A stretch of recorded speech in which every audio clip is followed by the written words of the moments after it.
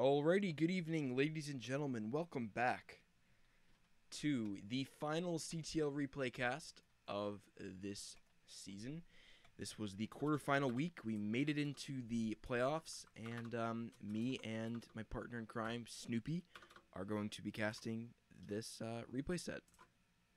That's right. It feels like it's been pretty short, especially with the shortened season, regular season. So I guess the CTL season has kind of run by pretty quickly. Yeah, the season is only 7 weeks long, so basically a month or almost 2 months, and then it's Mm-hmm. pretty much over. So there were some seasons that were longer depending on the amount of teams. So yeah, this was I guess on the lower end of weeks for the season. All right, but we're just gonna get right into these games. We're gonna not spoil it, even though I'm sure most of you already know what happens. And we are looking at okay, and these are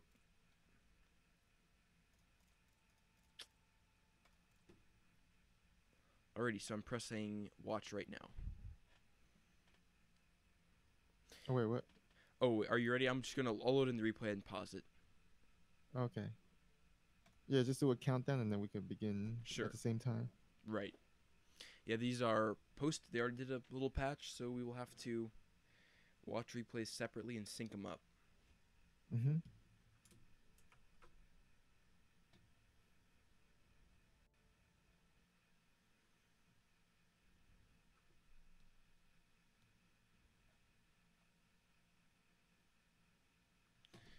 Loading. So this was against All Inspiration, a team from Group B. They finished second in their standings, Mm-hmm. so did pretty well. Yep, them and Validity were first and second place. They had a easier group. A couple teams that were not super involved. But they did really well in spite of that, and both those teams are pretty cool teams. Know their captains pretty well, so it's a good competition. Oh my goodness. Okay, I loaded in the wrong replay. I'm just gonna have to exit out of this real quick.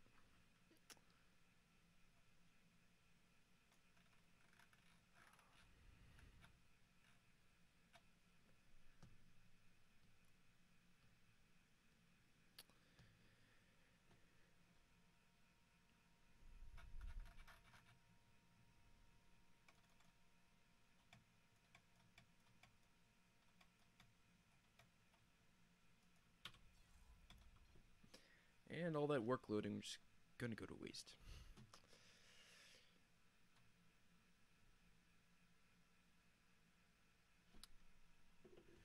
Hopefully, since this is the last week, there will be no technical difficulties.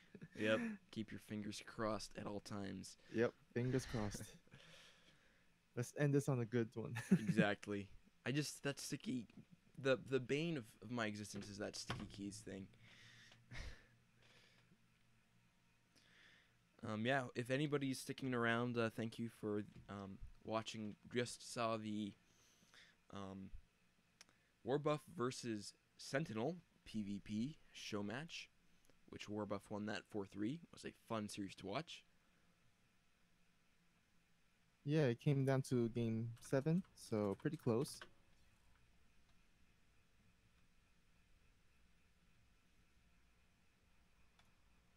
And we will have more show matches. It's hosted and sponsored by Drop the Miss, kind enough to put up the $5 prize pool for each show match. So yeah, just come and check it out whenever it's happening. Let's see what's. I'm gonna go through the spreadsheet. See what's the next one. I think Faith versus Salavant. So another. Oh no, actually, yeah, Faith versus Salavant, which will be another PvP, but they're gonna be master level. Mm-hmm. So, and then after that, we will have Volticus versus Landfear. So that should be fun. That's a TBT there. Right. Also, this weekend, I am going to be organizing a GM clan war with Risen. Probably won't get to cast that, but somebody else on their team will cast it. So yeah, be a fun GM clan war with them. Mm-hmm. Oh, looks like Nemesis is in the Twitch chat. Hey, Nemesis. He's excited for a classic Snoopy cast. Forget what is the like the Tastosis version of you and Salavanth. What was it? Sal Loopy. Salupi. Yeah. All right, I am paused. Are you ready? Yep, I'm ready. Alrighty, 1, 2, 3, go. Alrighty, in the top corner of Lost and Found, Ladder Edition, for set number 2, we have the Orange Terran player, Quasar. And here at the bottom left, we have our Green Zerg player for Psionic Aftermath, specifically Psionic Aftermath Academy. We have none other than a good target.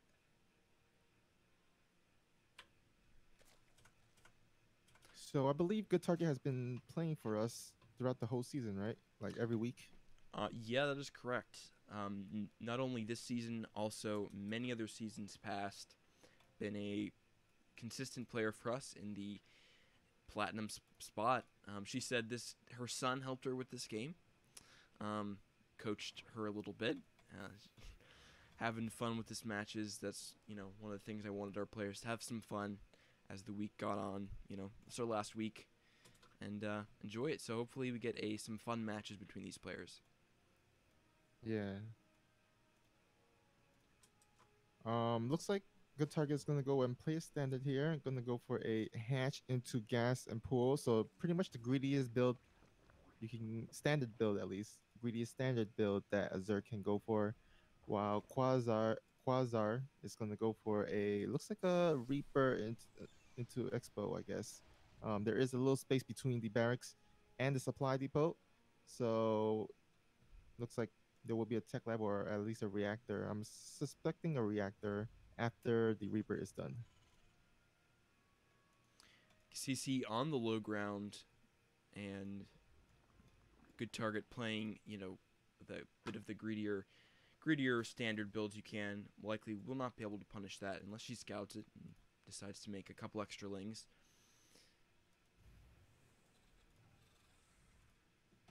And there was a second. Now, oh, go ahead. There's second racks on the way, so we're not seeing any sort of 1-1-1 build. Gonna be Yeah. a standard 2 racks. Which is, I mean, usually you will see a reactor right after that, so you can swap out with the reactor. But it looks like a bowed push, maybe like a timing, maybe a stim pack or a combat shield timing, or just maybe just the double racks. Oh no, the double medevacs marine drop. But it looks like the Reaper will go into the main base. Queen has yet to pop out. Oh, almost got that drone there. Reaper definitely would have been able to get a drone if he targeted down the drone, but actually just wasted a ton of different shots on different drones, not target firing there. So Yeah, you can even say he didn't. He had some bad target. oh, that's so bad, so bad. We have a bunker coming up for Quasar. Interesting, just putting a bunker down blind is a little bit defensive. I mean, I guess better safe than sorry, right? You could use the bunker and just macro up while you could defend with the bunker. And also, maybe Ling Bailing counter push might be possible, but it looks like Good Target is going for a layer, a fast layer instead. Unless it's maybe standard. I'm not actually sure of exactly the Zerg timings, but definitely getting a really fast layer and maybe I don't know. Looks like not sure, exactly sure. Looks like evolution, two evolution chambers here. So starting on that Evo wall and a Roach Warren also going down as well. So we're going to see Good Target starting to put down some pressure. Quasar also with the bunker is putting down these 2 supply depots. I really like the way he's doing this. Going to mess up the pathing of the Zerglings and decrease the surface area that will go onto the Bunker, another thing is with the supply depots there, if you just aim move in, the Zerglings will aggro onto those supply depots. And could be useful. But good target's going to ring around the bunker and just going to try to go for some SCVs. Luckily, the supply depot is raised on time, and that is shut down very nicely from Quasar. Oh, that's a lot of links to just throw away for absolutely no kills. Doesn't even get a SCV kill there. Not sure if that was worth it. Looks like we have some cheers from Sentinel in the Twitch chat, so thank you for the cheers. Yep. I forgot once again to reset up Streamlabs, so that's just... But anyway, yeah, Sentinel just said, count me for another show match. So he wants to get his revenge. And we have a medevac drop going out, which actually was spotted by the Overlord of Good Target. Oh, that Overlord's not actually placed correctly. Want to be actually right on top of the tower, but looks like Quasar is not actually targeting it. And Good Target throwing down some static D in the main, which is actually... it's interesting. That's a lot of spine crawlers. Yeah, not sure. I think just make a couple extra lings to defend. Not super necessary. I think it's a bit of an overreaction, but definitely will not take any damage from this drop and might be able to pick off something. Yeah, but I mean, she's down 29 to 44 harvesters at this point. That's really bad, especially if you're a Zerg player, being down by that many drones early in this game is not the best, and wasting all those drones on spine crawlers and spores not the ideal. So definitely, I don't think was the best idea. But yeah, like you said, she will be safe from any drop for sure. Yeah, throwing down another spore as well, and throwing down 3 spores in her third. I think this is a little bit, yeah, definitely. I mean, that's like 7 drones that she's not having because of those extra defenses. Yeah. And it looks like we have Quasar with a 4 racks. Interesting, because usually it has 3 racks with a starport, but or if you want to go aggressive, get 5 racks with a starport. But Quasar going for a middle ground here, going for 4 racks with a command center. So we will see a timing push. Stim pack is done, and let's see, combat shield is also done as well. So I think Quasar can actually go attack actually he's attacking at the third with his initial drop.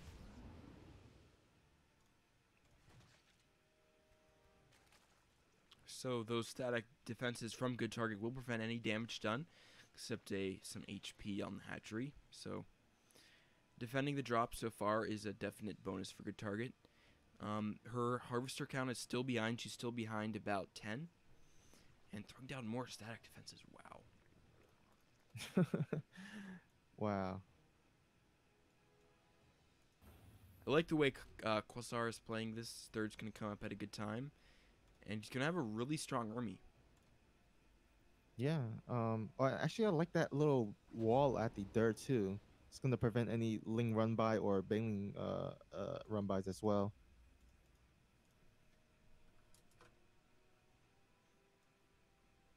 Good target is gonna send a Ling to the dirt. Will scout no base, but we'll momentarily see the command center. Oh, actually got the burrow. Nice. So she will be able to burrow and block this command center from landing. That will be annoying. Yeah. But look at this line of Marines. They're playing follow the leader at this point. There's a drop in the main of Good Target, although she will clean that up just fine. But yeah, those Marines, imagine if there was a couple lurkers right there, that would be sweet. Oh, yeah. Because lurkers shooting like a straight line too. Right? Be murder.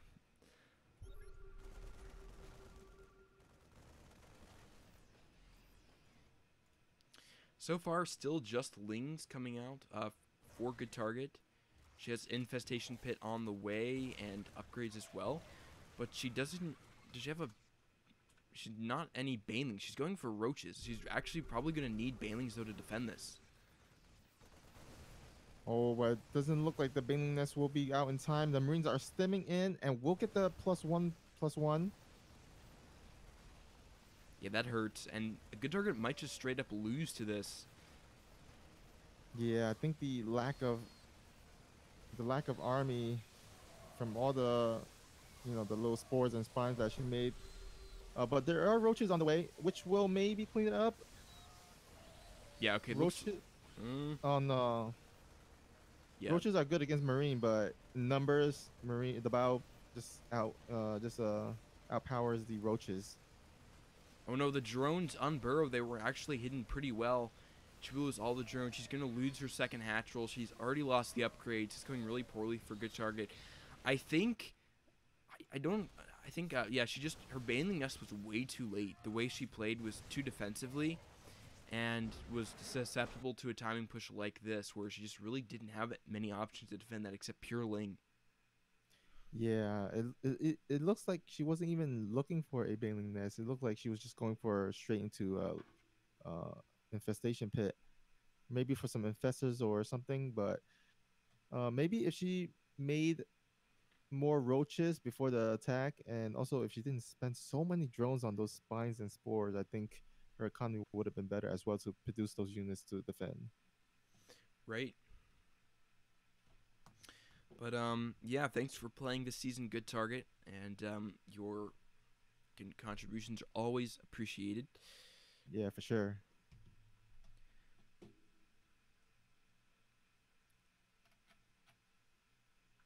Hopefully, she can play next season as well.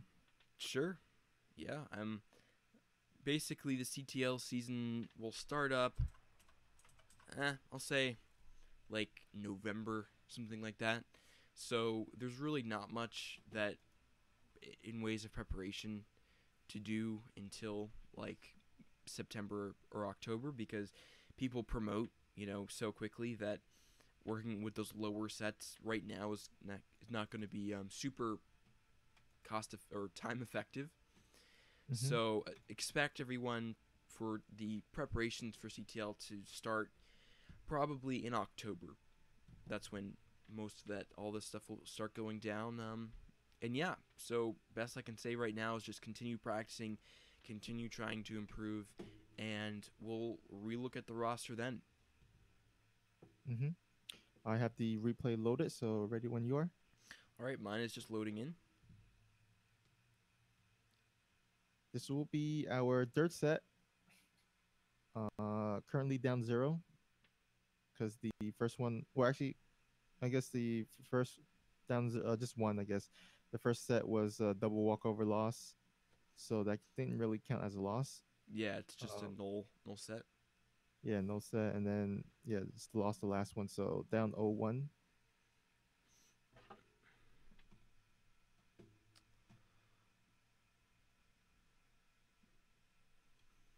Alrighty, please, almost there. Okay, one, two, three, go. Alrighty, in the top corner of Dreamcatcher for set number 3, we've got Total Havoc for Allin. And spawning at the 5 o'clock position, we have our player from Psionic Aftermath, the Red Zerg. It is Ariach.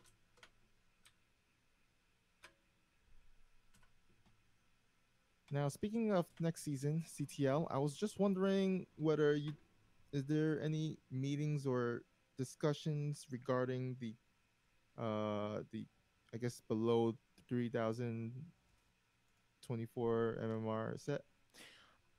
Their suggestion threads are up. We will probably, after the playoffs are done, some of those discussions, well, there'll be a couple weeks just off totally, but probably in the next month, the month before the season starts, there will be those discussions. Right now, basically, it's just open suggestion time. Okay, yeah, because I was just wondering, like, maybe we can change that as it hasn't been ideal. Like you said, people get promoted really easily especially during around that skill level. Because I guess the promotion is not as wide open; it's kind of closed. So people would get promoted, and it's like hard to like find those MMR type of players instead. So maybe some revamping or renovation to the skill set or skill requirement, the level requirements will be nice. I think for next season. Yeah, for sure. I mean, just shoot me any suggestions my way, and I'll definitely take a look at them. With that said, I think what most be helpful was change the border from Platinum 3 to Platinum 2. I think that would work a lot better, because right now the MMR border, it's tough to um, basically you can be pretty close to the MMR border, but then I mean below it, but then you're Platinum 2 and you're disqualified instantly.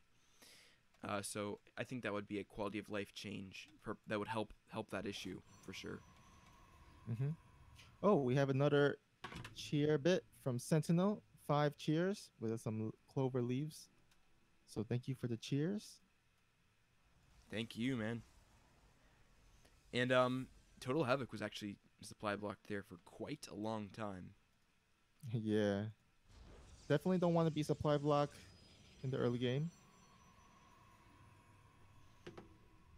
That kind of sometimes being supply block like that kind of throws your whole build off, at least in terms of the timing and stuff. So definitely want to get that correct, especially in the early game. There's not much action, so you gotta you have some APMs to spare on on stuff like that instead of in the late game where there's a lot of action. Kind of common to get supply block. But it looks like Ariach will go ahead and scout with the Overlord. Now that is a pretty risky Overlord scout because, as you can see in the natural, there's no place to really hide your Overlord.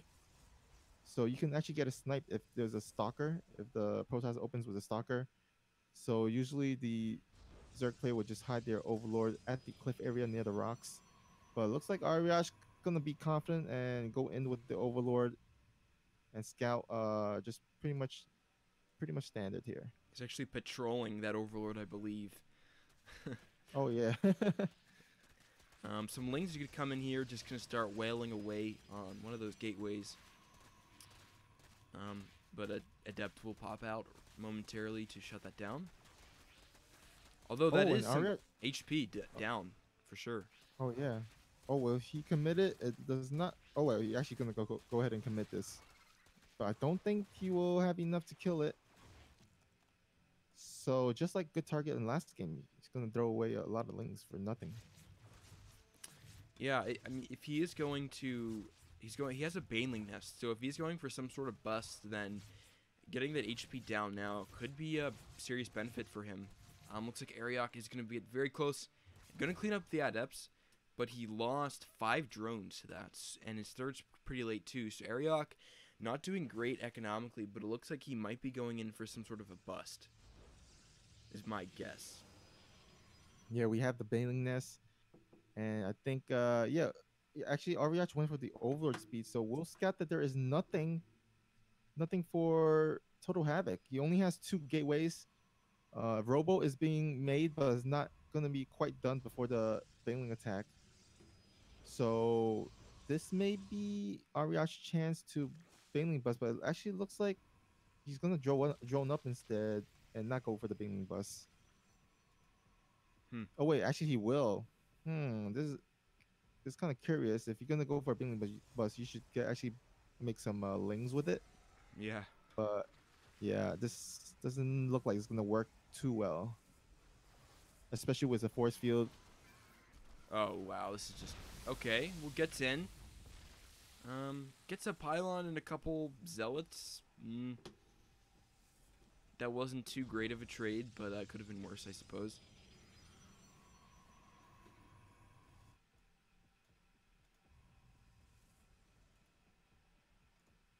All right, looks like Total Havoc is gonna go ahead and place down a lot of gateways, 6 in total. So maybe after the Immortal, if we see a Warp Prism, then for sure we should see attack coming. He has his Twilight Council, but not researching. I would actually imagine he would research charge to go for a charge timing. And that will allow actually, yeah, that will allow Ariach to just go ahead and drone up and catch up on the harvester count. Ooh, looks like he's going for a drop. He's got 2 Dropper Lords loaded up, and looks like they're going to go into the main here. And there isn't much in ways of defense there. Gateways are going to be powering up, but this could be a really good move for Marriott.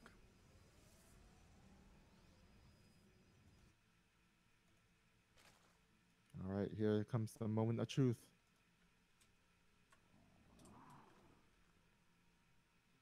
Gonna be going, looks Oh. like, straight away into the mineral line. Yeah, he's gonna go ahead and distract with these drops and Baneling at the front as well. So let's see if he's gonna move in his entire army. Okay, this Overlord pathing is really not direct from Ariak, but anyways, it's gonna go in here and drop. Oh, What? Okay, and the probe carnage. There we have it. Losing a ton of probes there from the Banelings. One Overlord just decided to take the day off and not unload, catching a few add-ups at the front as well, and Ariok just dropping some Banelings. oh Close. no! There's nothing here to take out these Overlords. They just have pretty much free reign. But Oh man, he could have actually got the rest of the other probes. yeah, unfortunate. But he did get at least 15 probes, so that's a nice pick off from those two Dropper Lords. Yeah. Oh, but this little Baneling, second Baneling attack gonna get caught off in the middle here.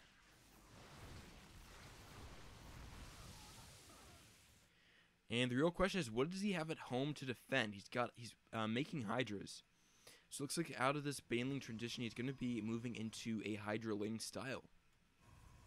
Yeah, if he wants to do this, he might actually want to kill the rocks to buy him some more time because he really threw a lot of units during that attack. He did do well in catching back in the harvest account, but his army count is like right now really low. There's a Ling drop in the main, so this may or may not. Okay, this won't force a recall because there will be reinforcing Warpins. But Ariok's front, he's going to be tested now. There's Banelings coming in. This is a pretty decent army from Havoc. But the Lings are still in the main, chipping away at stuff, getting even more probes. And the reinforcements of Ariok are going to have to try to hold off this force, which is weakened by the Banelings, but it's not looking good for him right now. All right, looks like Total Havoc gonna go ahead and march through, but all the drones are killed at the natural, and I think this is gonna be GG. Yep. Interesting. So, I think right there, playing the attack and distract style from Area could have been a lot better. I think if we would have not done the Baneling bust in the beginning and waited for the Dropper Lords to go in, it could have been better. He would have had a bigger drop force, and then would have been able to try to get some static Ds up at home. But I do like the concept from Ariok. Was I think, a well-planned attack. Yeah, for sure. I mean, it did allow him to catch back up in terms of the economy. He just needed to buy enough time to actually make use of that economy advantage to make enough army. And I think killing the rocks would have been able to barely help him hold off. And yeah, because after that drop, I think he just should have just stayed at home and defended. He kind of went for more drop attack, but didn't really, help him in the end. Oh my goodness. Typing.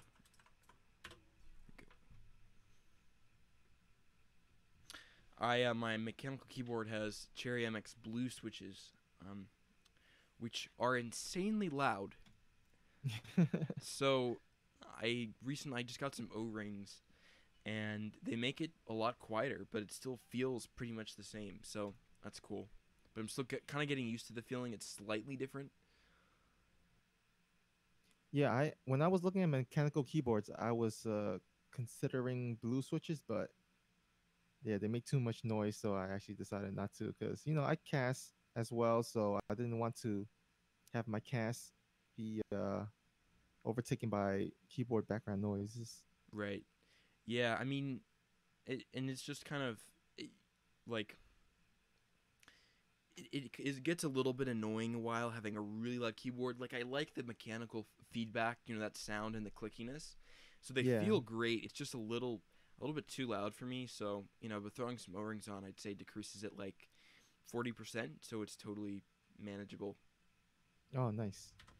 I didn't even know those existed. Yeah, neither did I. And I'm looking like how to quiet MX Blue switches, and just O-rings popped up. So yeah. Alrighty, are you loaded in?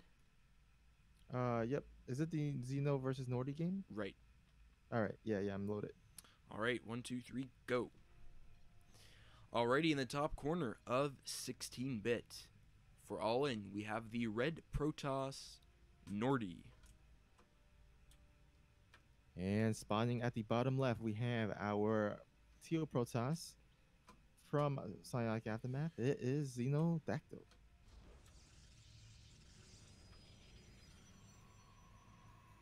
So currently Xenodactyl chilling on vacation, hiking. Right?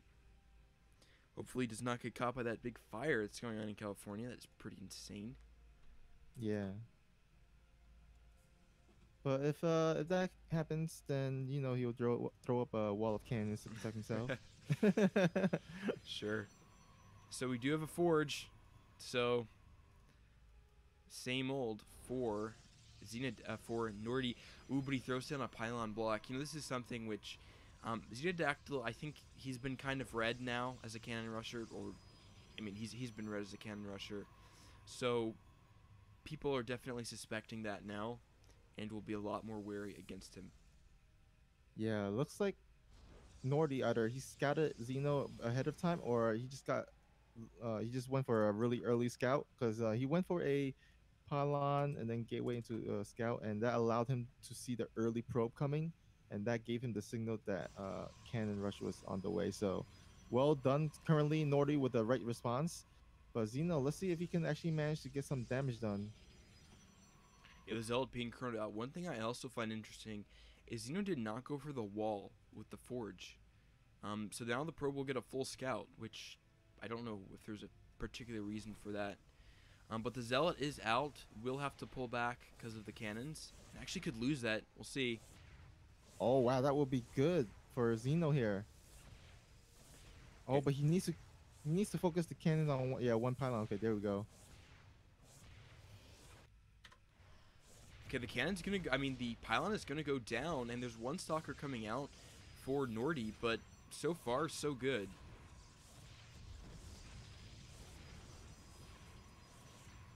No way that he's gonna be able to get any cannons on the high ground though because of that stalker. Or maybe we'll see. He's gonna try. He's not. He's attacking the morphing pylon. Oh, might want to cancel that and then get another. Oh, he did not cancel the pylon. That would have been extra minerals for a cannon. Oh, almost get the probe. And oh, does get the probe. But she has another probe at the bottom, so he should be fine. Zella being made.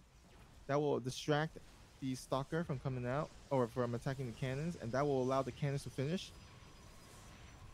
Now, if he can, if he focus the cannons on the pylon, that actually empowers everything. That's Artosis pylon there for Nordy. Yeah. Instead, he's focusing on the cybernetic. I'm not sure if that's the best decision there. Yeah, the cybernetics core not really of utmost importance here because the stalkers are already going to be queued. So I think that was definitely a missed priority from Xeno. He's going to lose that cannon too because he has shield batteries there constantly. If he didn't have those shield batteries, he wouldn't be able to engage the cannons like that. So if he had focused fired on that pylon, we could have a very different story here. Oh yeah, but with 4 stalkers and shield batteries, I think he should be fine. Oh, but will he? Yeah, he will get that one cannon, which is huge for him, and I think he should be able to clean up the rest as well. You know what's interesting is I wonder if Xeno should have put some more shield batteries up on the high ground to reinforce those cannons. Yeah, I'm not actually sure because the cybernetic core was late because of the cannon rush, so his shield battery would have been late. He needed to probably commit to the cannon rush instead of just getting a gateway and zealot. I think that would have been able given him more minerals to make more cannons, and then it would have snowballed at that point. But so far, so good for Nordy. He defended really well here.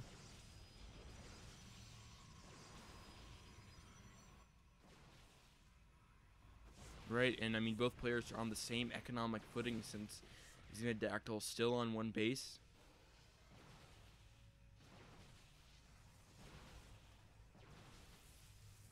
I think at a certain point, Xenodactyl, you know, instead of going for the Robotech and kind of committing even more into this build, if you just go for a faster natural.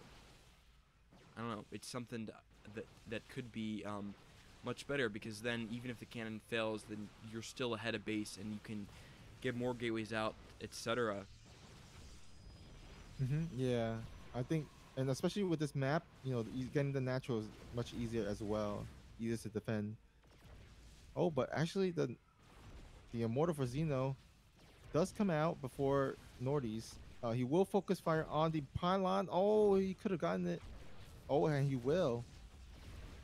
And that empowers a lot. Stops warp gate. So actually, maybe Xeno can somehow. Oh, but then I don't know. There's a mortar for Nordy here. It's gonna be close. Yeah, Xenodactyl has taken out a few gateways, and Cybernetics core is offline as well, so Warp Gate is delayed. But the Immortal is getting focused down and loses it there.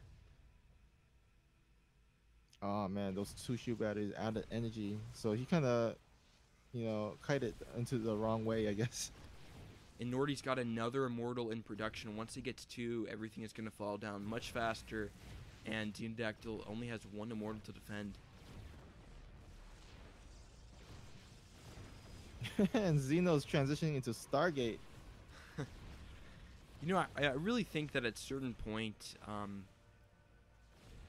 perhaps the fatal flaw in this cannon rush style is not transitioning into just a normal macro game sooner. Well, looks like definitely he'll regret it at this point because looks like his whole building is gonna get shut down here. Good talking in the chat says I sent my replay. Hope it's not too late. Yep, we casted your replay early on, so you were not too late. Right. Yeah, I can target. So after we're done, you check the VOD out, and we casted your game. Yeah. We were supposed to do this cast on Tuesday, but I pulled the trigger before I checked to make sure everyone sent me the replays, so had to postpone it a couple days.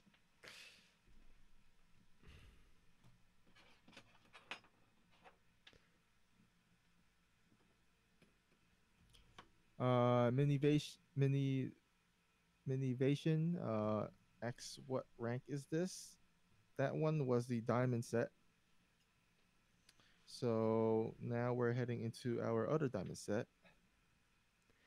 I think is. Go ahead. Oh, sorry. Minivation. This is the CTL, so there is a range of leagues from "quote unquote" gold, which is sort of gold, and all the way up into Masters 2. So there is 7 sets. It's a best of 7, and there is one of the gold set, 2 platinums, 2 diamond 2s, a diamond 1, and a Masters set.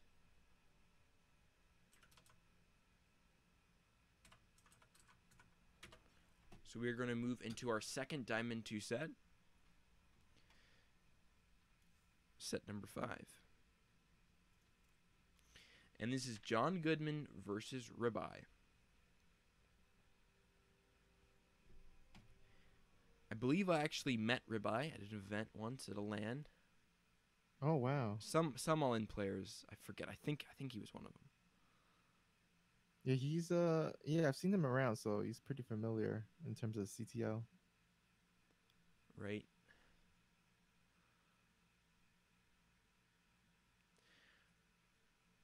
John Goodman as well, playing in VSL or the VTL. I think he's been doing pretty good there. Yeah, but the season just ended, so we'll have to wait for next season. What was the final result at again? I think it was like a close 3-2 loss In the I finals? believe. I think it was like quarterfinals. Quarterfinals. Yeah. Okay.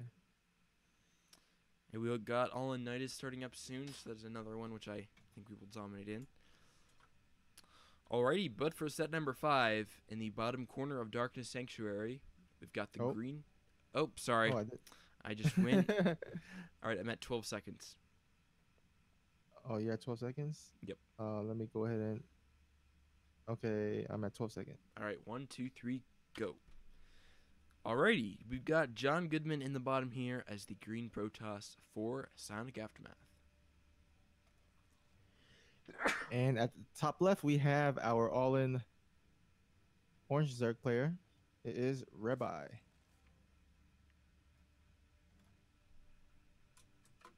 So I guess when you were I guess seeing what matchup and what player to play in which set, this was kind of a mistake on your part. Yep, well, there's a couple things. The maps uh, were a little bit confusing, or no, I'm saying is I got confused on this set and the last set, which were the maps. John Goodman was actually supposed to play on the last map, and Zeno was supposed to play on this one, but was Ah, a match report error, and I remembered too late. It was past the deadline, so that was unfortunate. A slip up by me. oh, because I was just what because like on this map, Darkness Sanctuary, it really favors Zerg players. I feel Hmm. and kind of hard for Protoss because you look at that natural and it's like really it's kind of difficult to wall that off because it's so huge and there's a lot of space for Zerglings to run by here and there, attack, poke, and attack the third and the fourth as well. So Right, and pro- I'm sorry. I was going to say what we see here is going to be the same build the Good Target used with the spawning pool on 14, and it's going to be gas. Now the thing is, John Goodman is scouting this, so he has a ton of time to prepare. Actually, yeah, and this is cross spawn too, so there's extra time as well. But it looks like he's not even making a zealot. This could be pretty bad. I think maybe he's waiting for Cybernetic Core to make a depth first, but he doesn't have a second gateway to make a second adept. So it's going to be a really tight defense. Oh my god, he's not even making a depth. I don't think he's actually noticed it. wow. So on paper, John Goodman definitely should have been prepared for this. On top of that, the Lings are not all coming into the same spot because they had to scout the other bases first. But I mean, if John Goodman made a zealot, he'd be perfectly fine here. At least for a moment to get up shield batteries. Oh man, this is kind of heartbreaking because you don't want to lose to just lings in the early game, and speed is about to be done. So all these lings are gonna come across really soon, and this last pylon will be unpowered. Hmm. Right. So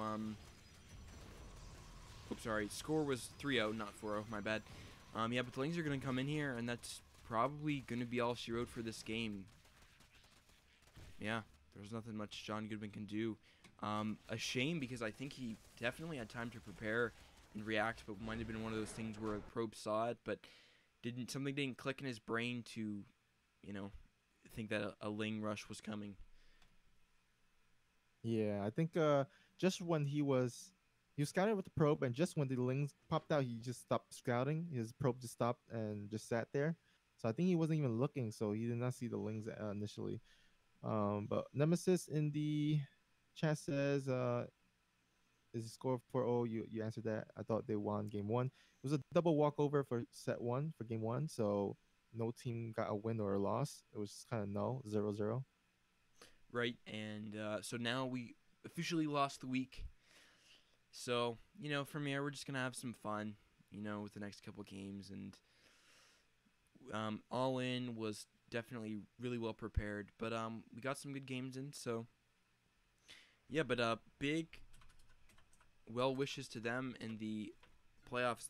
Are playing SC Swarm, which I kind of, I like SC Swarm, but, well, I kind of want them to lose because I feel like they've been hyped up so much this season, and people have been getting behind them and just talking about how good they are, and I want somebody to take them down a peg, and I really hope that those people are all in. So best of luck to all of them. Yeah, we shall see. uh Nemesis says it's weird seeing a black screen for a bit. Yep, sorry, these are the old replays, so it takes a while for them to load. You'll just have to get uncomfortable with the blackness. Yeah, because the patch just came out, so we have to load the replay. We had to load the replay offline in order to watch it. So that's why there's a black screen for Gorgonath. So this is going to be our Diamond 1 game.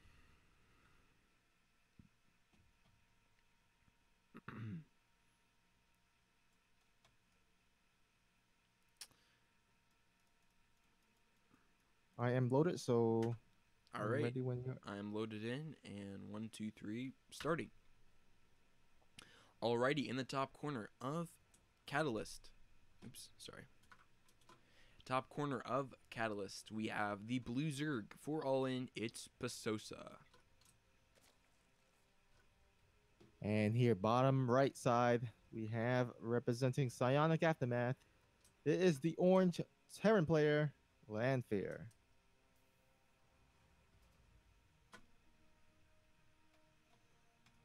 I think Lanfear is a really cool guy. Been setting up some things in the clan, the Raiders, and yeah, just been sounds like a fun guy to be and just kind of coming in for us at a really good time as a Terran when our clan is a bit weak in the Terran field.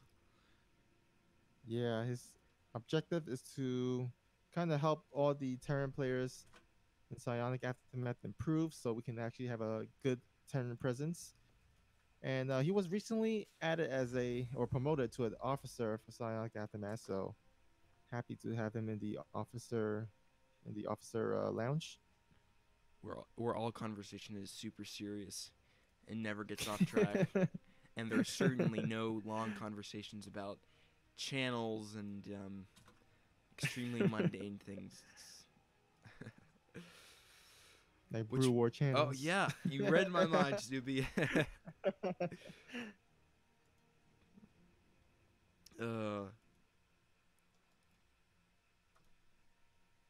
Maybe one day.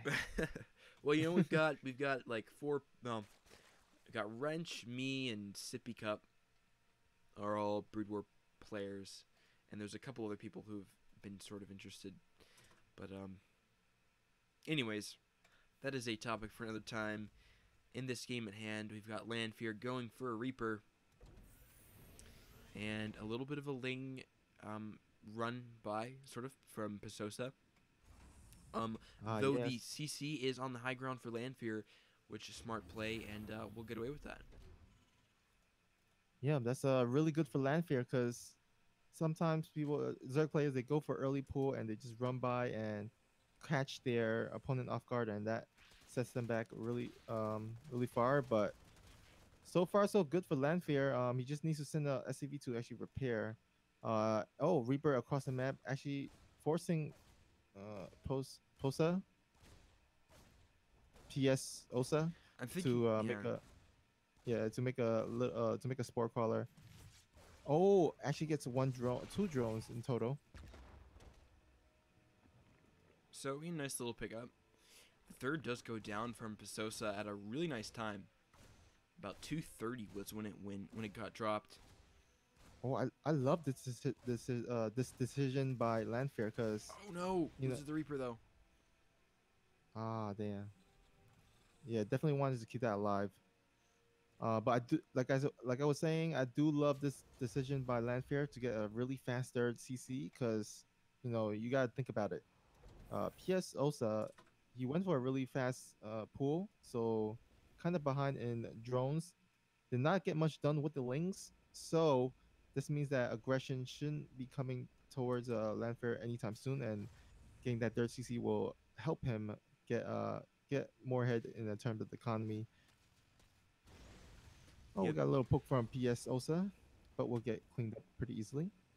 Yeah, this is really setting up to be a nice macro game. We've got a pretty fast 3 bases from Zerg, and then a fast third as well from Terran. So, like the way this is going on Catalyst, we can definitely get some longer games because the map divides pretty easily into two halves, and then you've got the two lanes coming in. It's not a really wonky map. It's a pretty white bread type of map, So could see some, which a game type I enjoy, kind of get lost in some of the faster Legacy of the Void games. But yeah, could see some good play from Lanfear. Yeah, and also, we'll probably make up for the fast game we had last game because Right. that ended really quickly. Oh, we have a Hellion run by at the third. Let's see how many drones you can get. So far, two drones, and they get the creep tumor. So that was really nice attack from Lanfear.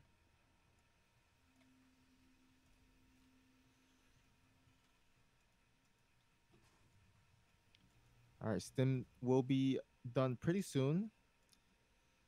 That will help in terms of getting his marine to help defend in the third base. But so far, still some harass going to happen from Lanfear with the Hellions, kind of parked at the outside of the natural. Oh, will go in, but nice block from PSOSA. Ooh, lose two aliens there, but does clean up some lings. So Lanfear's transition here is going to be going into Biotank. And I love Biotank. It's like really fast pace and really comes down to positioning as well, the siege up position as well. And yeah, I really enjoy those kind of games. Yeah, I'm a fan. He's even getting a starport reactor, so we could possibly see some drops. There's an Overlord here. He's actually sacking in Overlord. He's going to get a full scout of everything, so well worth it. Sees the third CC. Sees everything he needs to there, so yeah. Yeah, and PSOSA going for I think what would be the nice I guess correct or better composition against Marine tank because Roach Hydra and also potentially maybe Lurkers in the future. You can beat the I guess the Ravagers or the Roach and Ravagers can take care of the tanks and also the Marines and the Hydralists in the back, providing some DPS to to clean up the army as well. Right, Lanfear just got about 6 drones in the third and sniped the one going to set the fourth base up. So nice little pickup from him, getting some utility out of those Hellions. And the third base coming up from as well. I think he could have maybe moved that over a bit sooner, but Yeah, but I think he's still fine. I mean, he's still up 10 workers despite losing 10 yeah, in plus total. mules So, too. oh yeah, that's true. So you're right. He's in a good shape Oh, economically for sure. sorry about that car noise in the background if you heard that. That's fine.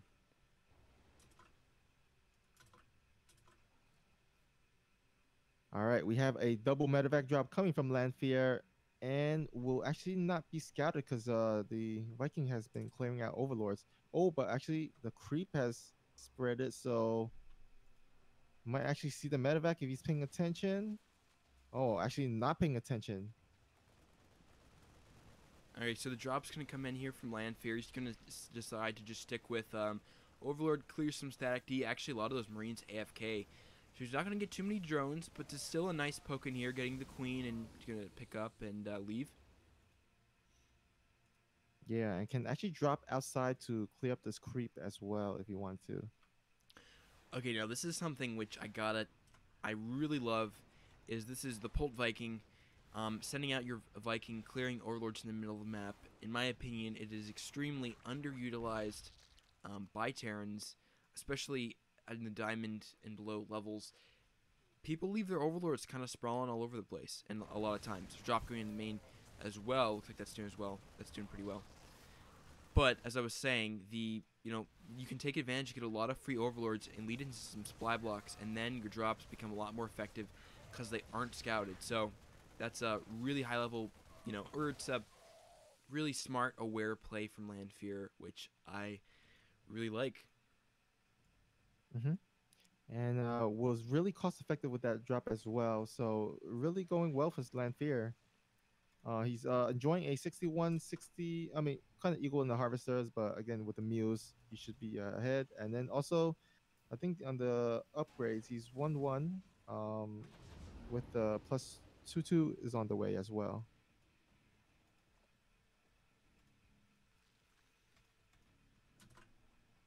All right, another double medevac drop heading onto the north base at the fourth. But again, he's kind of flying over these creep, which is not ideal. Want to actually scurry over, and also the army of PS Sosa is actually in position, so he can clean this up pretty easily here. Okay, almost lose the Oh, medevac there, but dodges just in the nick of time.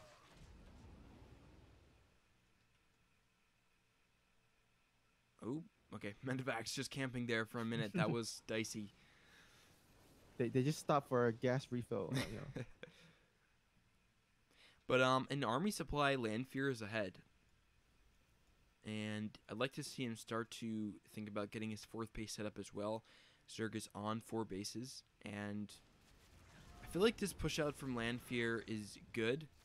He just needs to be careful because he's played this game really well so far, but Marine Tank is something that you can definitely overextend with if your tanks aren't sieged up in a good position, and you can just get rolled, especially because Catalyst is a map where Zerg has a ton of vision with creep spread, which, by the way, Pasosa's creep spread's been pretty good.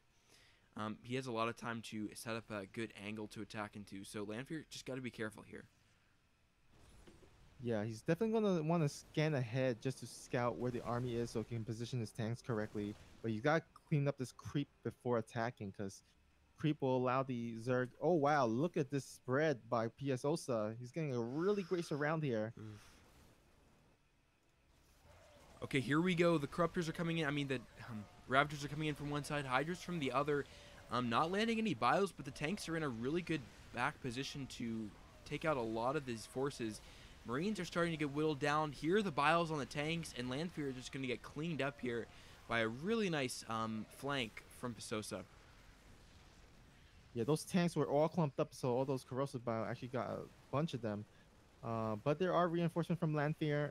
Now there is a lot of resources for PS Osa to kind of make a more army, but I think he will barely be able to defend against this. Gets the last tank, and yeah, the swarm will be able to clean this up.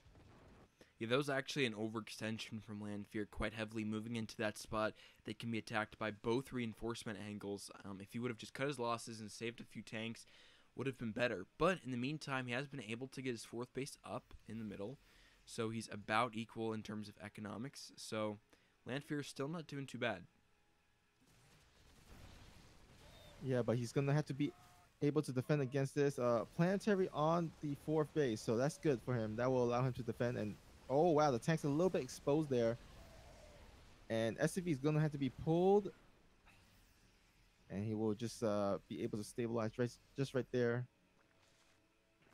Now, Greater Spire on the way for PS Osa.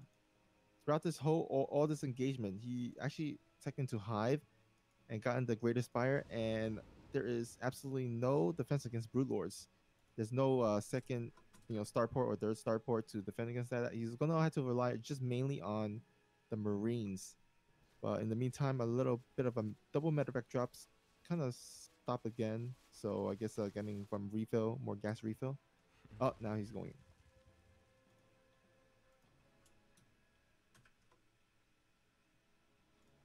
And the fifth base is pretty open. There's only 2 queens there. So this could be a nice pickup for Landfear. Get some economic cross. So the army is right there, going to be swinging back. And Landfear will only get 2 queens and going to lose the medevacs as well. So nice defense from Landfear. He did see a lot of those. I think he saw some of those corruptors. We'll have to see. Although he should be aware of the possibility of Broodlords.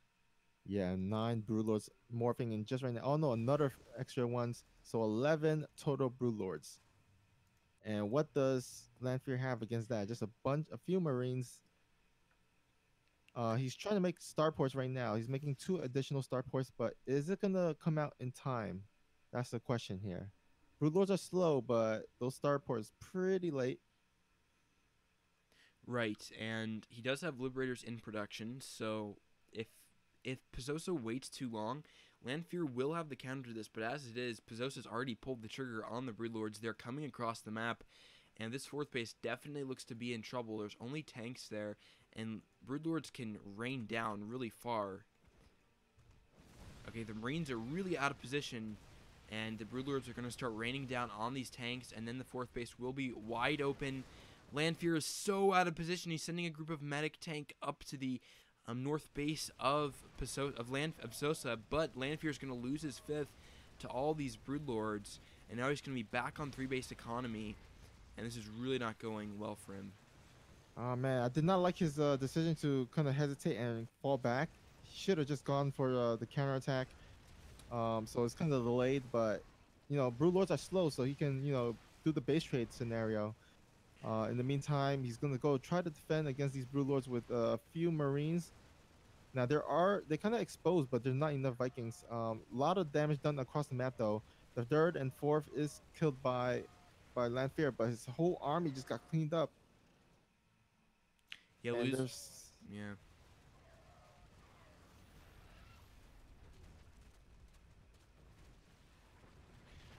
Lanfear scrambling to get enough Vikings. There are still a few corruptors, so you're gonna have to clean that up before he can actually clean up the Broodlords.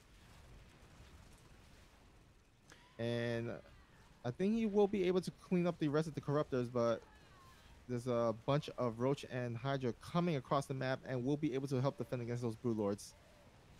Yeah, Lanfear's doing his best to try to defend. He's got his tanks coming back, and the Corruptors are all gone, so the Broodlords will die. Oh, actually, no, because the Hydra's getting on top. So, that was a split-second snap decision from Lanfear to go across the map, and he did take out 2 bases, although that's really not the end of the world for Psosa since he had those other 2 bases he was able to mine. So it really wasn't as much damage as could have been done since Psosa has a huge bank. I think his best bet there was definitely to try to make a defense happen on the Broodlords with all the Marines he had. And now he really can't get the critical mass of air units to do this. Recognizes the transition too late into Broodlords, and we got the GG well played out from Lanfear. Oh man, that's kind of unfortunate, especially because it kind of opened in favor of him in the early game. He was doing a lot of damage, economic damage throughout the game, getting a few drones here and there with the Hellions, but unfortunate for Lanfear there. And I gotta say that I think one of the most critical moment was that engagement where the Zerg player had that incredible surround with the Roaches and Hydras and Ravagers. Right. That was a beautiful engagement for him. Yeah, that's one thing about Catalyst is with those long narrow paths, it is, quite easy to get those surrounds and nice engagements for Zerg. But overall, well played from Lanfear. I think TVZ was one of his harder matchups coming into this week, but put up a really good fight. And Psosa is a very good player as well. So currently down 0-5. Yeah, 0-5. Yep, so these last 2 games, or this last set actually, is just when it was played, of course, all these players did not know we had already lost, obviously, so fighting it out. Oh man, we're down to our last master set of the season. Here we are. This is the very last cast, ladies and gentlemen.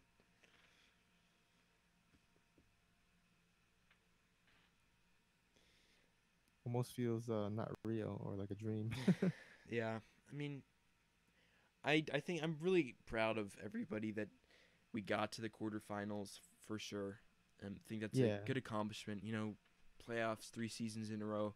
That's a really good a good result for us as having had the first 2 seasons, 14-15 or 15-16 rather, being not really competitive at all to being competitive with Volticus winning a season, then having a good showing in season 18, and then now this season. Just despite that fact we lost this week, I think everyone can still be really proud of our team that we got this far. Alrighty. Yeah, for sure. Without further ado, we're going to get into our last master set. Are you have the replay loaded up, Snoopy? Yep. Alrighty, gonna press go, and here we go. In the top corner of Redshift, we have the player for PsiX. It is Salavanth. And at the bottom, we have our orange Protoss. For Allin, it is Drumhead.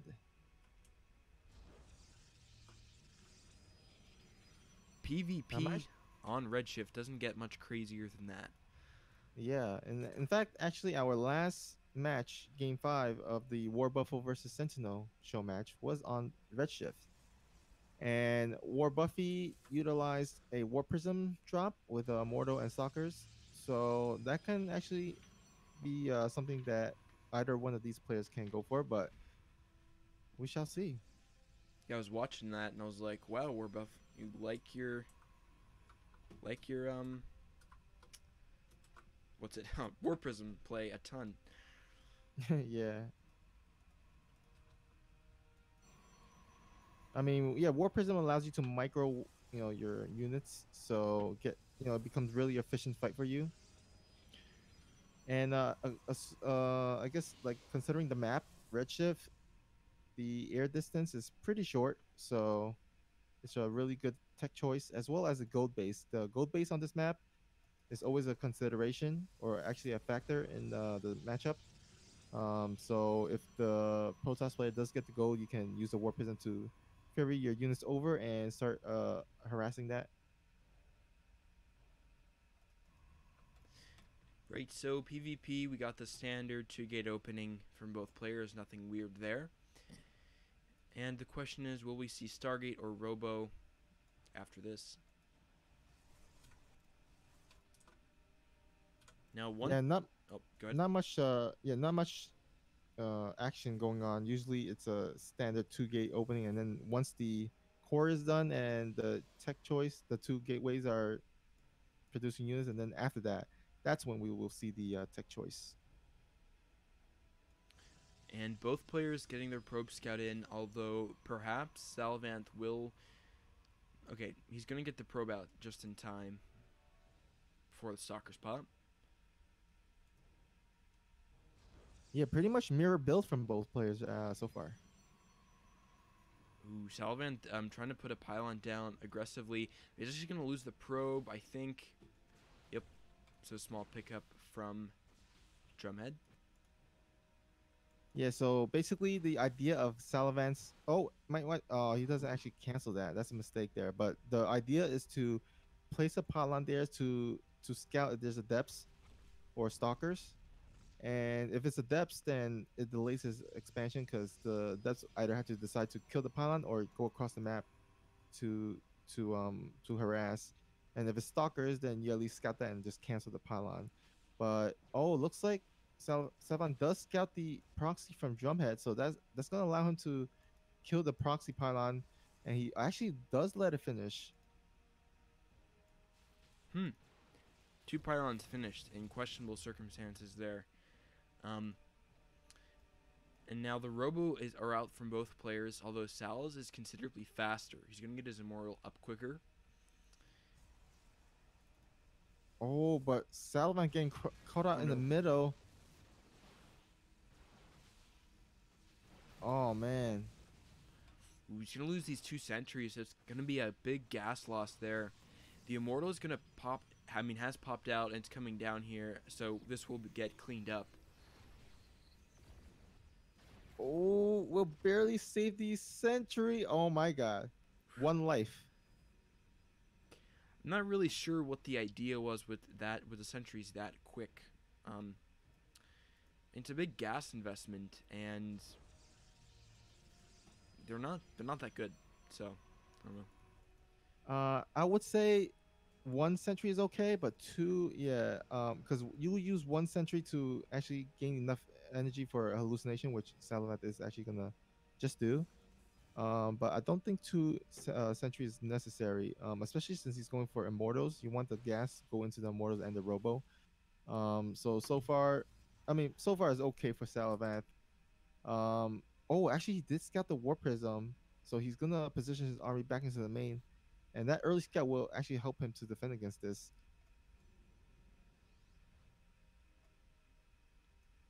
Now keep in mind, Drumhead is on one base still.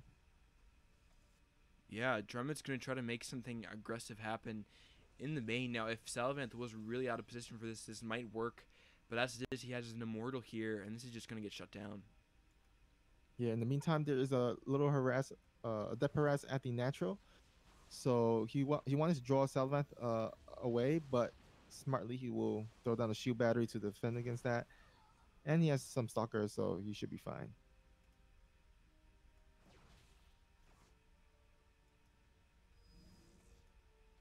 Drumhead is taking his natural at the gold base, so a little bit more exposed.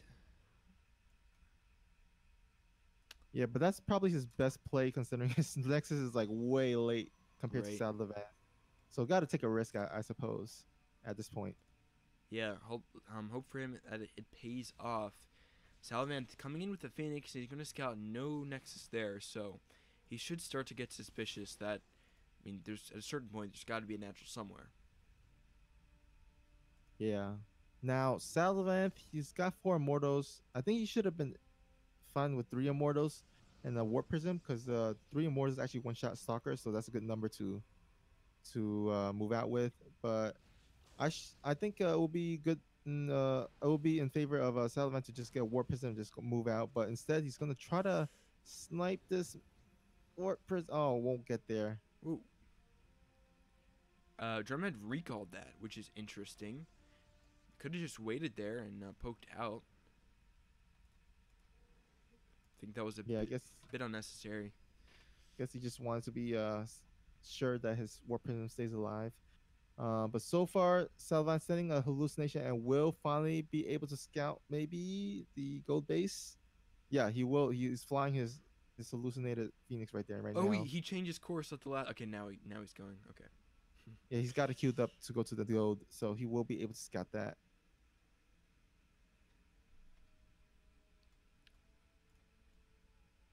Gotta say, Redshift is a cool looking map. Got all these red plants going on. Yeah, I like the color scheme. It's like gold here, and then there's red bushes.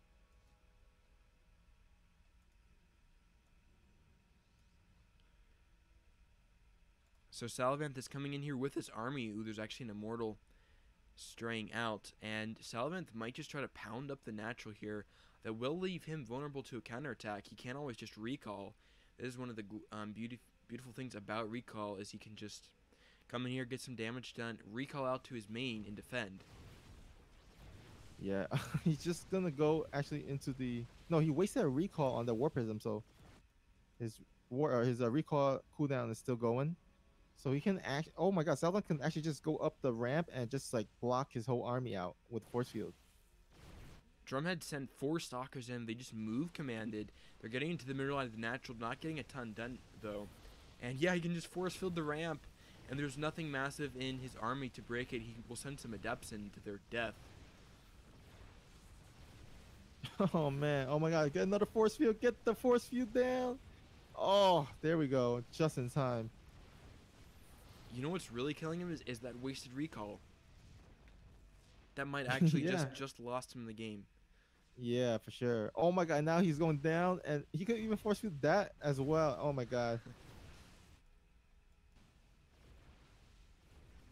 Now Salavant can just recall out. Yeah. Oh, recalls. There we go. Like a boss. Oh man, and now Drumhead gonna try to get his main base and as well as natural base once again, but oh boy, taking so much damage, getting supply block as well. And his all his production building is also unpowered as well. I mean most of his gateway at least. So Drumhead, oh my God, he's actually going for the third Nexus. So he's gonna try to macro this back again, which is I don't know. At this point it's gonna be pretty hard to kind of catch back up. Yeah, that will be tough. And GG's just GG now, knowing there's not much ways he can claw back into this. And Salavant will go up 1-0. So getting our first win of the night. Oh yeah, I just realized. Yeah, first one of the night. Man, this is kind of a demoralizing week, but hey, making the best of it. Yeah, I guess you could say we're going out with the bang. Yep. Or a fizzle, if you want to think of it that way.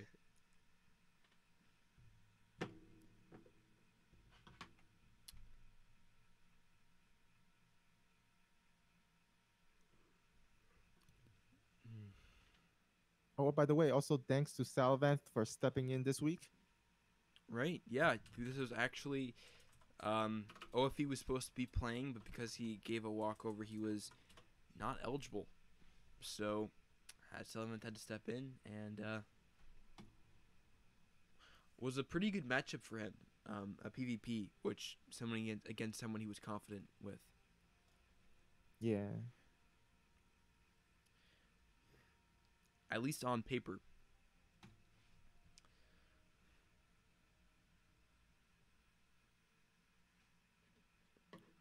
All right, and now we're heading into our second set of our master set, or second game of the master set. I am loaded, so just ready when you are. Alright, we are still on the black screen. Loading. There we go. Now we're loading.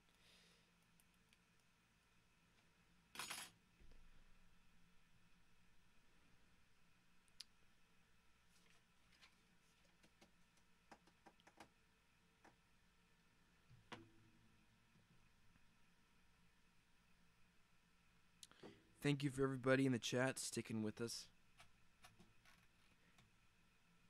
Yep, Looks like we have looks like 13 viewers, no 14 viewers now. Sun Lily cheering on Lanfear. Sun Lily Lanfear split the diamond one set, so thanks to both you guys for the season. Alrighty, I am ready. I'm gonna start 1, 2, 3, go. Alrighty, in the top corner of Acid Plant, the blue Protoss player for Psionic Aftermath Master Slot, it is Salavanth. And spawning at the bottom right, we have our orange Protoss. For Allin, it is none other than Drumhead.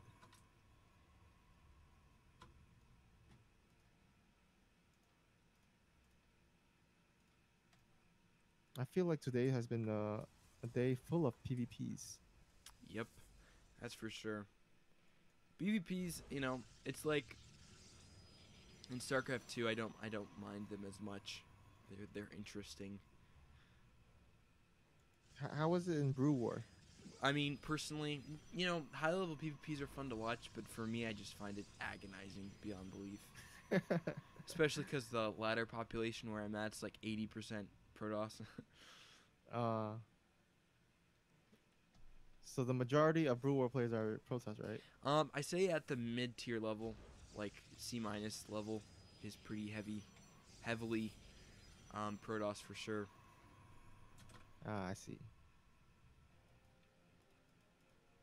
A lot of people try to say that means Protoss is overpowered, but they're nuts. Don't listen to them.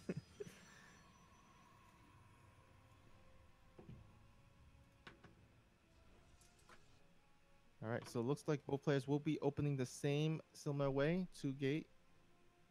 So pretty standard. I think for the most part, these two players are not mainly known for the cheese. They kind of straightforward Protoss players, I feel like. Although I haven't seen much of Drumhead's game, but Salavant for sure is a pretty standard Protoss player. Oh, for sure. Yeah, Salavanth. He's a standard player. We see from Drumhead, he's going Adepts. Adepts, 2 Adepts versus 2 Stalkers. So I think that will be a small win for Salavanth, as long as he gets the blocking in.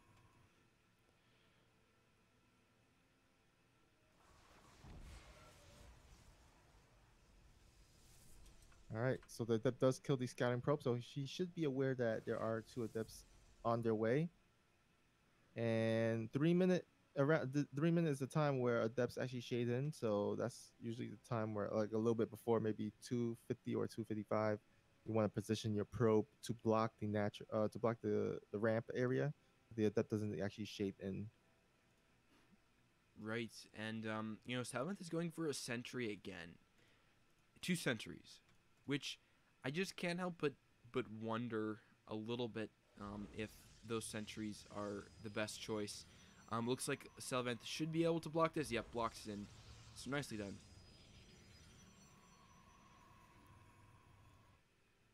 No, I feel like the sentries for Salavant are to allow him to actually get more minerals for the natural.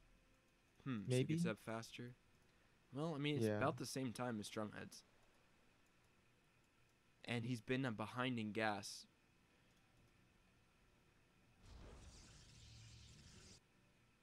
Drumhead is going for an Oracle instead of Robo. Oh, this is actually pretty good advantage for Drumhead because Stargate openings are better against Robo openings. So this should favor Drumhead. And what the Salavant has at the main base, he has no shield battery. He has no stalkers there positioned. So this Oracle can actually get a lot of damage done. And he has two sneaky adepts at the top on the right side, at at near the dirt, so he can actually do a double prong attack. Distract with the Oracle and send the adepts in, or send the adepts in as the decoy and uh get the Oracle in the main base. So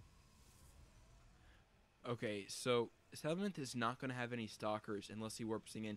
He actually let that shield battery finish, and now he blocked himself in. He's going to have to kill that shield battery. oh no. Yep, so Drumhead just going to be waiting for the second Oracle, although it looks like we'll cross paths with that Warp Prism. And Salavant immediately moves 2 stalkers up into the main, into position. Well, actually, he warped in. There's two stalkers there already, so I don't think he actually saw that. Oh, the adepts does shade in right when the oracles go in, so Salvan is gonna go ahead and move back, try to kill the adept, but the oracles in the main base gonna go ahead and kill how many probes here so far? 7 probes, Ooh. eight probes. Wow, that's a lot of damage done.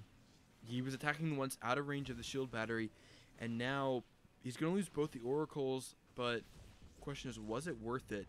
13 probes down, 2 Oracles. That is a trade he will take most definitely. Yeah, for sure. Now, the only thing that Salvan has going for him is that his army is pretty strong compared to Drumhead's.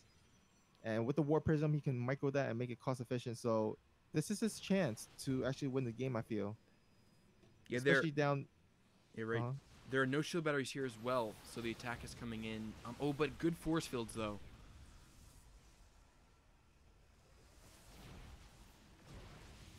Oh, he might actually want Southland might actually want to force feed the ramp himself.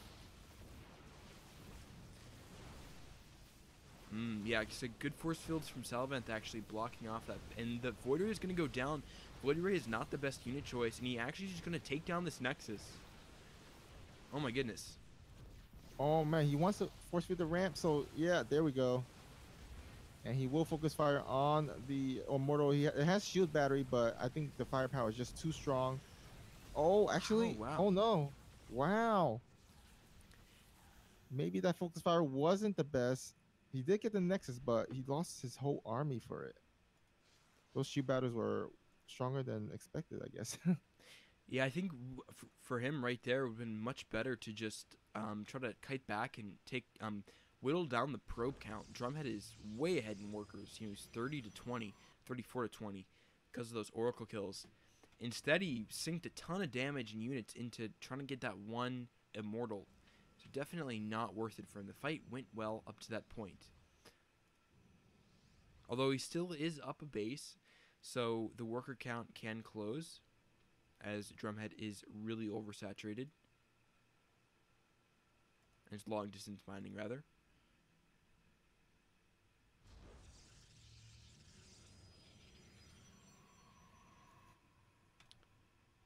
Salavant, his Nexus Pro production, I've been watching it, is a bit spotty, to be honest. Yeah, he's trying to warp in more sentries, which is I don't know. That's not the best idea at this point. Sentries, I feel like in PvP are okay in like maybe the early to mid game, but once it gets to mid game to late game, then it just becomes not as good. Oh, there's actually another Oracle coming in.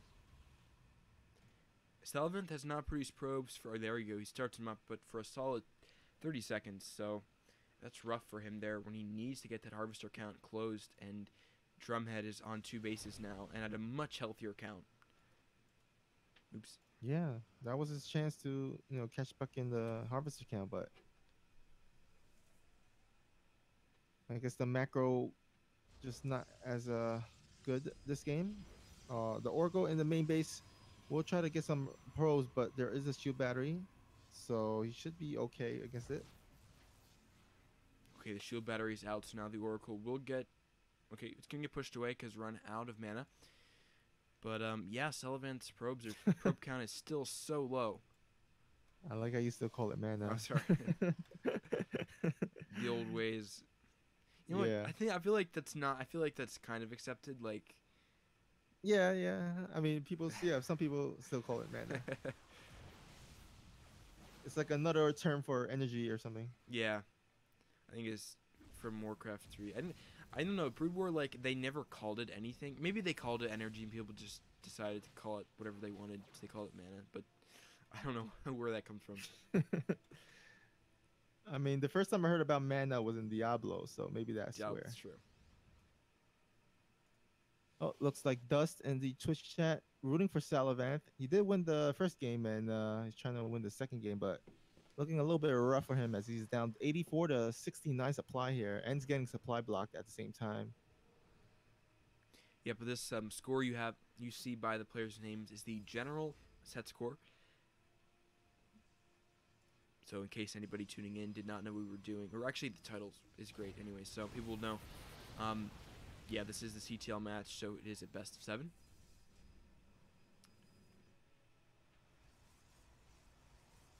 All right, so looks like Salavanth does see the attack coming. Will fall back into his shield battery, but there's a lot of adepts here, which doesn't really do anything against the sentries, but let's see if he can maybe hallucinate some units to help tank some damage, maybe.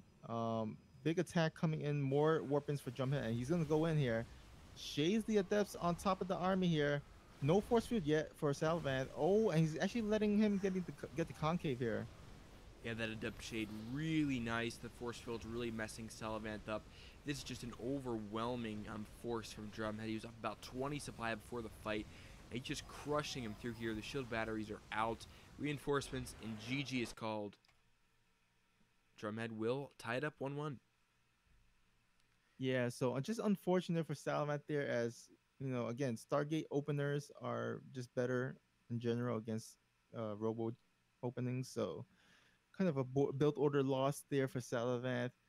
But he still had the chance to win the game, but that focus on that one immortal with the shield batteries just kind of turned the whole game around in favor of Drumhead here. Right. Yeah, but I mean, even after he sunk a lot of damage and units into that one focus fire, he still was in a decent position because he had to remake his Nexus, but his macro really slipped up in terms of his worker production, and that hurt him quite a bit as well. Yeah, for sure. And now we're heading into our last game of the CTL season.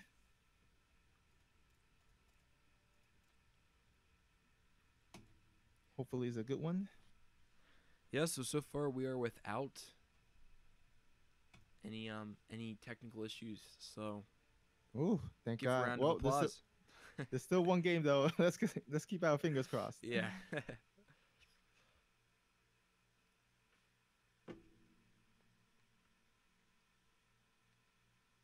All right, I have my replay loaded, so ready when you are. Alrighty.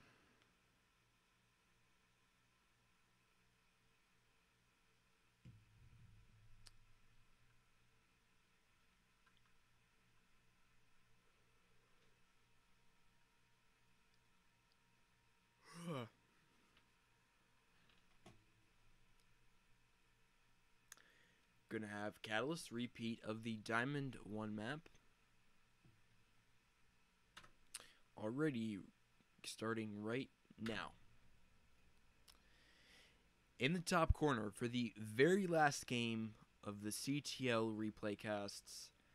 This is the last game of the quarterfinals of the season for Psionic Aftermath. It is the blue Protoss Salavanth. And here at the bottom right, we have our orange Protoss representing Allin. It is a drumhead.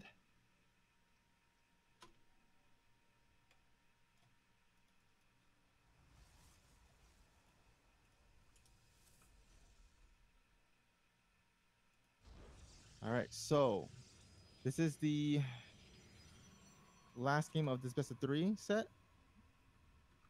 Both are tied 1-1. So I am curious what is going through their minds, whether they want to play out standard or they want to cheese and get the take the risk and win it easily. Neither, these are pretty. You said it before, but these are pretty bread and butter players. They don't cannon rush really. Aren't really known for cheese. We basically just see that standard 2-gate opening into Robo or Stargate. That's pretty much what we expect from these players. Now from there, what happens is what will determine, the win or loss. This is a pretty good map for Stargate. Stargate's viable, pretty much any map, but there is a lot of airspace for that. And the longer rush distance makes Robo maybe a hair worse. I think Stargate is pretty good, but still viable. So the real question is, what's that tech choice beyond 2-gate for both these players? Oh, but it looks like Salavanth's getting a little bit cheeky here, and I like this. This is last game, and both players are known to be standard, so one might as well come out with some cheeky play. He's got a proxy pollen out in the middle of the map, and as I say that, thank you Sentinel for another 5 cheers. Going to saying go PsiX. So he's rooting for Sullivan to take this win. Nice. Oh, we have a proxy robo, but I feel this proxy robo is kind of far. What do you think? Yeah, I mean it is pretty far, especially if you're going for Immortals. That's a long way for them to waddle down. Yeah, I'll like him to actually make it like right in below the main base, like at the bottom, like next Right. to rocks. It's or even in the mineral spot of that fourth. But the thing is, with Drummond is scouting this, and he will know that the stalker is super late. And there was only he scouted in, and he saw that there was nothing being produced when there should have been. So he definitely will know something's up, or at least most likely. But it's going to be crucial for him to stop those adepts from coming in and doing any damage. Oh, almost okay. He does get the block, but there is still a probe scouting in his main base, and that gives him good scouting information to know that something is up. There's no expo, there's no tech, so he should be expecting a proxy somewhere, and that's the reason why Drumhead has yet to expand. He's going for a Robo instead, and that is going to favor Drumhead because Robo versus Robo, that's good for him. Yep, there is one stalker in the main, but the adepts are in. They're going to get some probe kills. One stalker will take a long time to chip away. He's forced to fight with the probes, but already lost about 4 probes. We'll see if he gets any more. Oh, and those stalkers at the outside wasn't able to help defend because the shield battery, and he's actually going to let the shield battery finish. So that's one less stalker there. Yeah, and when you're going for a proxy like this, you can't afford to lose any mining time or minerals because you got to hit at a certain timing. and you hate to say it, but the execution is just a little bit sloppy from Salavanth, and losing 5 probes like that when the build is so close is quite unfortunate for him. Oh, but the good thing for him is that Drumhead did not actually make a Mortal from his Robo yet. At first, he went for a an Observer, so he will be able to kill this natural. But I think Drumhead's fine with this as long as he's defending against this. Oh He no! should be good. Oh no! Oh Yeah. my God! Salvan got to throw down a force field for himself too. Oh man, no force field from Salvan. Man, hate to see it end like this. Well, I mean, don't want to call something prematurely because the Nexus was canceled, so that is a small win for Salavant. His best hope now is he actually has 400 minerals queued up, but he sent the probe down to build the natural, and now he will have to wait additional time. Just unfortunate from him. But that will be the one benefit out of this aggressive play is he will get the natural down quicker. Yeah, he can get the contain, but oh man, Warp Prism coming down for Drumhead. Drumhead can actually ferry his whole army down below and just catch Salvant off guard there. So he will have to be careful. Sal just needs to hike up back to his natural. There's no benefit that he can gain from staying here. He's just gonna get surrounded like now. Okay, the Adept's shading in, taking it off his wave of treaties, moving back to the geysers, but the War Prism is here with the Immortals.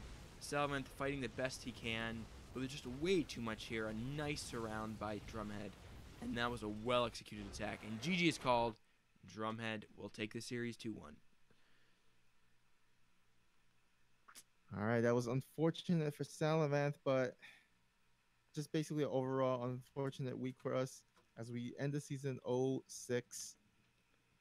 But again, thank you all for all the players for participating and contributing and training, try to get the win for us. But hopefully we'll have better luck next season.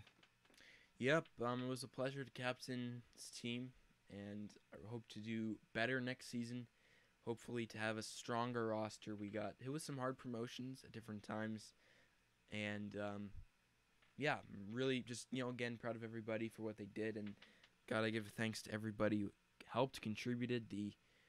This season was a big joint effort by a lot of us, and yeah, so props to everyone who helped, who played, and we did really well despite the circumstances. So if that is all for you, Snoopy, I'm going to close out this stream and put a wrap on Season 19. All right, yep. Thank you all for watching and tuning in. So we'll see you guys next time. Alrighty, that's Season 19 on the books, ladies and gentlemen. Stay tuned for information about the next season. Expect that in a month or two. So I'm wishing everyone a really great rest of the summer or winter for Salavant. And hope everyone has a great night. So take it easy, everybody.